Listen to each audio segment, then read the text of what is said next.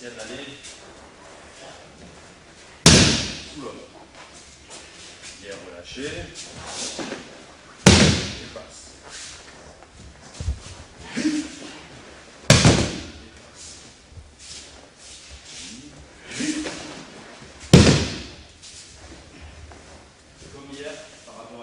J'ai démarré en 77 à Aix-en-Provence avec Maître Tamura et depuis je vis à Aix-en-Provence et je pratique toujours chez Maître Tamura.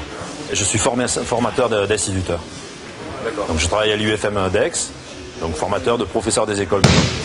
C'est à peu près l'aïkido 40% de ma vie de tous les jours, puisque je m'entraîne pratiquement tous les jours, soit sur le tapis, soit aux armes, soit en extérieur personnellement. Puis j'ai plusieurs cours à Aix et je suis Maître Tamura tous les mercredis à l'École nationale d'aïkido à Bras.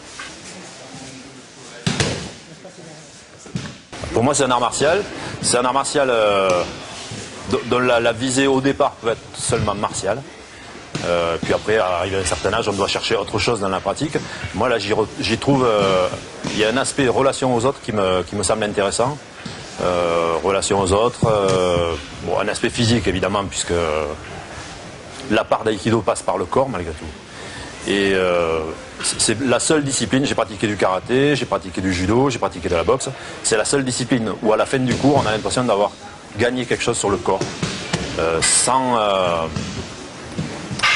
l'énervement, l'excitation que peuvent entraîner les autres pratiques. Donc pour moi, il y a un aspect relaxation qui est intéressant, relation avec l'autre, et puis recherche sur soi et oubli de soi finalement dans le travail.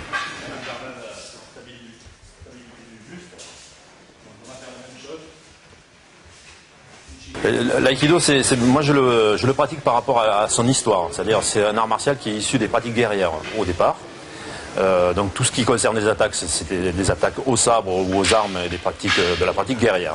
Et c'était dans ce que j'avais appris moi au départ, c'était détourner l'agressivité de l'autre pour lui montrer son inutilité. Et petit à petit, on s'aperçoit que cet aspect-là entre en jeu et c'est notre propre aspect qui est aussi guéri. C'est-à-dire toute l'agressivité qu'on peut avoir face à une attaque, l'aïkido permet de détourner cette agressivité-là pour l'amener sur un art au contraire d'adhésion à l'autre ou d'adhésion de l'autre à notre propre point de vue. C'est assez délicat. Et ce que j'avais appris qui me semble intéressant dans l'aïkido, c'est qu'on est toujours sur le fil du rasoir.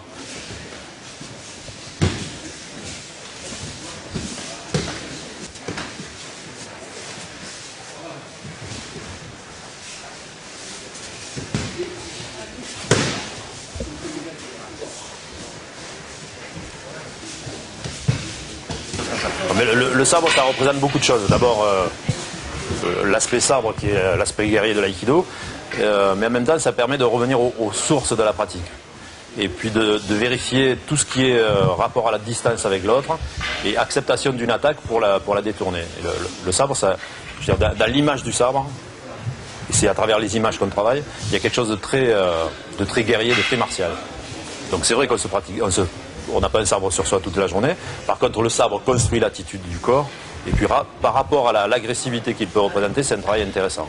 Bon, moi, je m'en sers par rapport aux distances, par rapport à l'attitude du corps, au relâchement des épaules. Pour moi, le sabre, c'est ce qui permet de construire toute la technique. Et c'est à partir de là que Maître Tamura travaille, c'est à partir de là que j'ai décidé de travailler aussi. Donc c'est un aspect primordial, un des aspects primordiaux de la pratique pour moi.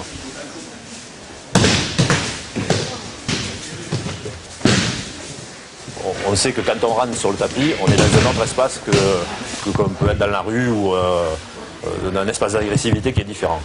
Donc montrer ça aux gens, qu'on arrive dans un travail de self-défense ou de combat, pour petit à petit rentrer dans un travail d'aïkido.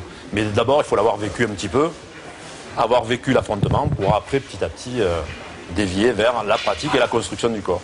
Alors, je pense complètement que l'aïkido doit être médiatisé. Mais pas médiatisé sur ses aspects de combat, médiatisé sur ses aspects de paix et de recherche de la relation avec l'autre. Et c'est vrai qu'on n'a pas une couverture médiatique assez intéressante, et puis on ne fait peut-être pas assez d'efforts non plus pour obtenir cette couverture. L'aspect dynamique, sensationnel de l'aïkido, à mon avis, devrait apparaître plus souvent. Alors, il y a eu des films qui ont été tournés par des aikidokas, et Steven Seagal en particulier, qui ont fait que l'aïkido était un petit peu plus connu.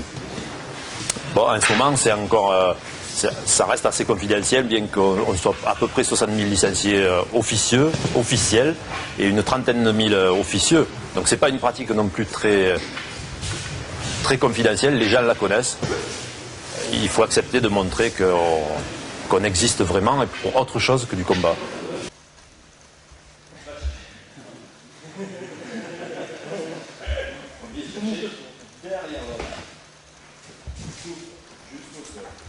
Alors tout le monde peut pratiquer. Moi j'ai des débutants qui ont 6-7 ans et des débutants qui ont 77, 80 ans.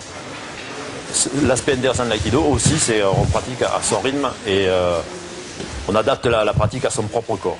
Donc il y a plusieurs écoles, mais à chaque fois, on l'adapte à son propre corps avec... alors nous, on suit Maître Tamura actuellement. Enfin, moi, personnellement, je suis Maître Tamura. L'enseignement que je propose, c'est celui de Maître Tamura. Et cet aspect de personnalité que l'on met soi-même dans la pratique, ça me semble intéressant. Là, elle est au-dessous de ça. Après, c'est les deux mains.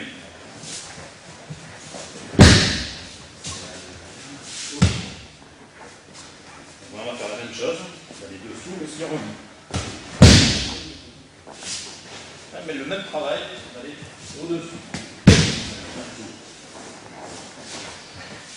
Au moment du contact, on passe dessous. Pour passer dessous, c'est tout le corps qui le fait.